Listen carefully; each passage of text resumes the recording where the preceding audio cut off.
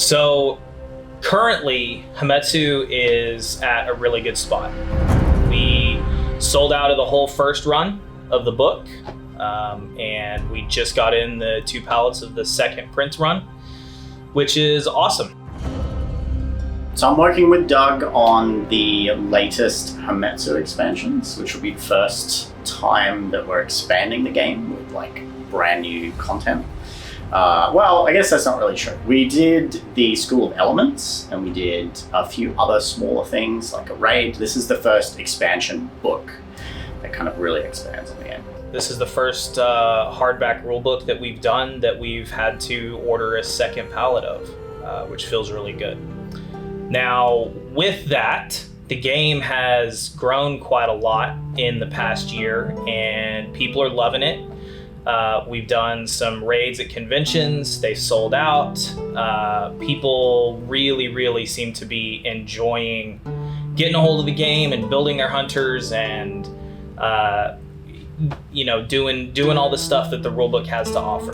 When we first kind of started conceptualizing Hametsu at the very beginning, we wanted it to be somewhat grounded in history. It's fantastical in a lot of ways. It's become more fantastical than I think we originally had thought it would.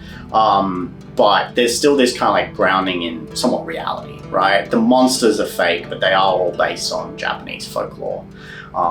And that's something I'm really excited about, is getting to go back to Hametsu now, and kind of working through some new stuff. Like there's all sorts of new monsters, all sorts of new Oni types and stuff like that we can mess around with. And it just kind of gives me a chance to like visit some stuff that I already really like.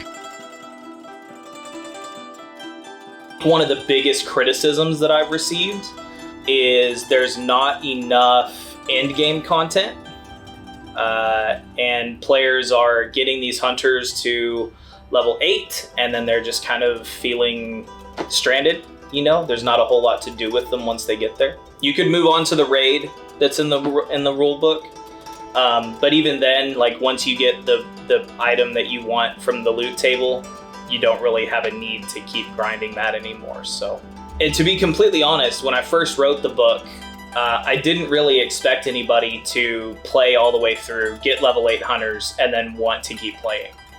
I knew the game was good. I enjoyed it, but I also know that people's attention spans when it comes to games is kind of fleeting. And so I mistakenly thought that there was enough in-game content in the book with the raid and then dropping a couple raids a year. It's become clear to me since that point that that is not the case, and people really are yearning for something to do with these hunters that they've spent all this time on. So, we are currently working on a new campaign supplement that is designed for max level hunters and will take them through a pretty challenging story. The fate of the entire archipelago of Japan is literally in their hands. So they are going to have to use tactics and their brains and try to solve some puzzles and figure out how to stop this impending flood from completely sinking Japan. We're going to do a large offering for Hametsu, which is going to come with several products. We're planning on doing these releases for Hametsu in seasons. So this will be the season 1 release, Year of the Dragon. It's going to come with the second campaign book, which will be the actual narrative campaign, plus a bunch of end-game scenarios and things that exist outside the campaign for players to add to their pickup games at local game stores and things like that. We're doing a new solo-only campaign, which is designed for one specific hunter, somebody very famous, somebody that you guys will know. I'm not going to really get into the details about that just yet. And it will also come with some new lesser enemies, some guys that will also be familiar to you, and potentially a few other things, some MDF, stuff like that. I'm very excited about being able to get all this stuff out there. This is stuff that I've wanted to do for a while, and between personal life and work and all of that stuff, I haven't had the time really to devote to actually getting this stuff done. I had a lot of fun working on the original Hametsu. I would say of any of the games that were released in the last few years, it definitely was one that felt very easy to work on, I think, for all of us. And Connor and Ben came to me a few weeks ago and said, hey, I know you're interested in doing some stuff for Hametsu. We've had some stuff open up in August. How would you like to do one of these larger drops? And while that is exciting, it is a lot of content. Most of it exists in my head, but moving things from my head to a document still takes a lot of time. And that's where you really find all the holes that you haven't figured out.